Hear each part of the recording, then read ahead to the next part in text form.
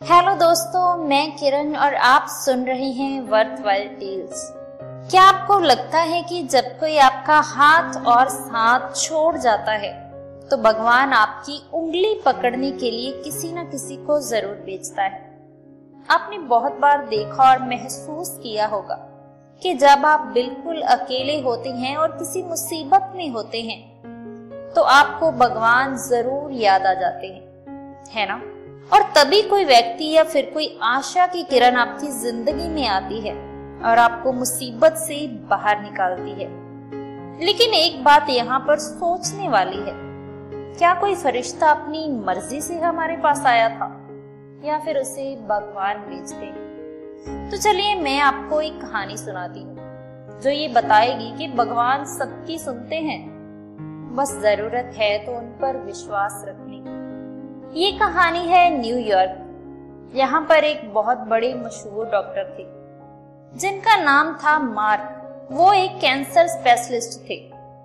वो एक बार किसी सम्मेलन में भाग लेने के लिए जा रहे थे। उस सम्मेलन में उनको उनकी नई मेडिकल रिसर्च के महान काम के लिए पुरस्कार दिया जाना था। वो बड़े खुश थे और वो भी क्यों ना, उस दिन के लिए उन्होंने बहुत मेहनत की थी। उनका ये सफर बाय एयर था, लेकिन उनके जहाज के उड़ने की कुछ समय बाद ही प्लेन में कोई तकनीकी खराबी आ गई, जिस वजह से हवाई जहाज को लैंडिंग करनी पड़ी और जो दूसरी फ्लाइट थी वो कई घंटे लेट। अब डॉक्टर मार्क को लगने लगा कि वे अपने सम्मेलन में सही समय से पहुंच ही नहीं पाएंगे। वो प्लेन से उतरे और वहां के लोगों से उन्होंने सम्मेलन तक का रास्ता पता किया और टैक्सी किराए पर ले ली। उन्हें टैक्सी तो मिली लेकिन बिना ड्राइवर के, इसीलिए उन्होंने टैक्सी खुद ही चलाने का फैसला किया। और जैसे ही उन्होंने यात्रा शुरू की, कुछ देर बाद ही बहुत तेज आंधी तूफान आना शुरू हो गया। रास्ता दिखना बंद हो गया, जिसकी वजह से वो गलत रास्ते पर मुड़ गए। पूरे 2 घंटे भटकने के बाद उन्हें पता चला कि वे गलत रास्ते पर जा रहे हैं। वे पूरी तरह से थक चुके थे।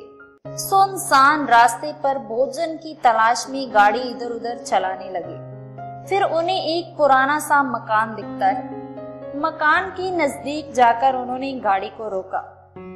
परेशान थे, गाड़ी से उतरे और घर का दरवाजा खटखटाने लगे। एक स्त्री ने दरवाजा खोला। डॉक्टर मार्क ने अपनी स्थिति बताई और फोन करने की इजाजत मांगी। उस स्त्री ने कहा कि हमारे यहाँ फोन तो नहीं है, लेकिन आप अंदर आकर चाय लीजिए और आराम भी कीजिए। मौसम ठीक होगा तो आगे चलिए जाइएगा। डॉक्टर मार्क ने कहा कि ठीक है। उस स्त्री ने उन्हें बिठाया और बड़े सम्मान के साथ उन्हें चाय दी और साथ में कुछ खाने को दिया। और उस स्त्री ने कहा कि चलिए हम सब साथ में खाने से पहले भगवान से प्रार्थना करते हैं और उनका धन्यवाद करते हैं। डॉक्टर मार्क उस स्त्री की बात सुनकर मुस्कुराने लगे और बोले कि मैं इन बातों पर विश्वास नहीं करता हूँ, मैं मेहनत पर विश्वास करता हूँ, इसीलिए आप अपनी प्रार्थना कर लीजिए। डॉक्टर मार्क चाय पी रहे हैं और उस स्त्री को देख रहे हैं कि कैसे वो अपने छोटे से बच्चे के साथ प्रार्थना कर रही है। उसने कई तरह की प्रार्थनाएं की। डॉक्टर मार्क को लगा कि हो ना हो इस स्त्री को कुछ तो समस्या जरूर है। जैसे ही उस औरत ने प्रार्थना खत्म की तो डॉक्टर मार्क ने पूछा, आपको भगवान से क्या चाहिए? क्या आपको लगता है कि भगवान आपकी प्रार्थना सुनते होंगे?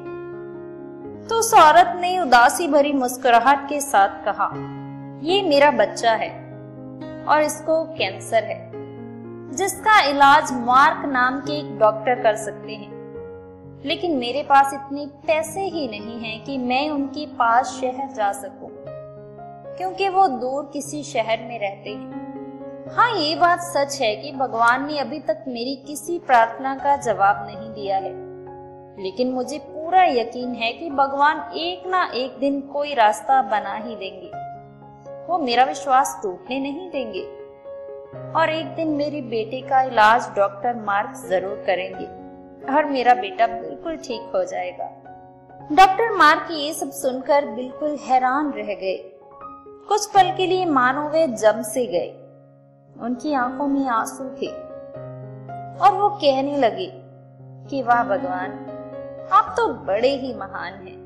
उन्हें वो सारी घटना याद आने लगी कि कैसे उन्हें सम्मेलन में जाना था, कैसे उनकी जहाज को अनजान शहर में लैंडिंग करनी पड़ी, कैसे टैक्सी के लिए ड्राइवर नहीं मिला और वे तूफान की वजह से रास्ता भटक गए और यहाँ आ गए। वे समझ चुके थे कि ये सब इसीलिए नहीं हुआ है कि भगवान को केवल इस औरत की प्रार्थना का उत्तर देना था, बल्कि भगवान उन्हें भी एक मौका देना चाहते थे कि वे धन कमाने से, प्रतिष्ठा कमाने से ऊपर उठ सकूं और गरीब लोगों की मदद कर सकूं। दोस्तों, ये कहानी हमें दो बातें सिखाती है।